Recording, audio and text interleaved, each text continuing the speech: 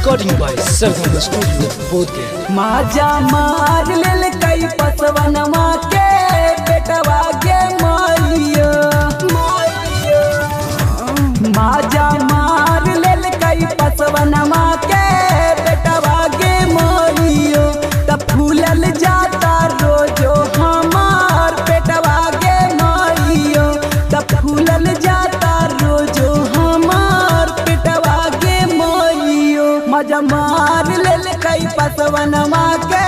बेटवा के मारियो तब फूलल जाता रोजो हमार बेटवा के मारियो रुकल है महीना वाला बेटवा के मारियो डर लगा तो की होई जाई बेटवा के मारियो पसवनमा के बेटवा के मारियो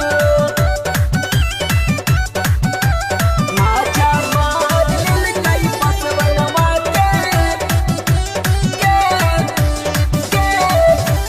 बेटवा के मारियो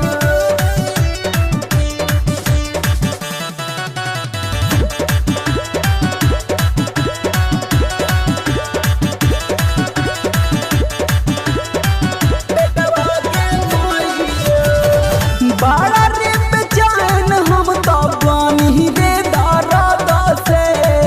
पाला नहीं पारल कबहू ऐसन मरद से ऐसन माई रे बड़ा रे बेचैन हम तो बानी रे दर्द से पाला नहीं पारल कबहू ऐसन मरद से मन करे खाई इमली चाका लेटवा के मारियो मन करे खाई इमली चाका लेटवा के मारियो मजा मार लेल कई पसवनमा के पेटवा के मारियो रुकल है महीना वाला बेटवा के मारियो पसवनमा के बेटवा के मारियो माचा मार लेल कई पसवनमा के बेटवा के मारियो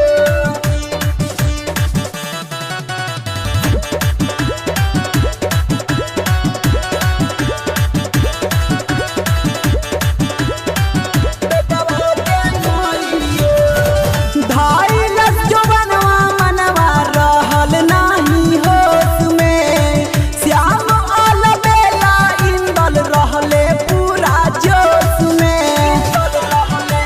माई रे धाई लग जवनवा मनवा रहल नाही होश में सिंपू अजय श्याम रहले पूरा जोश में तचूसी के फुलाई दिहले होठवा के मारियो तचूसी के फुलाई दिहले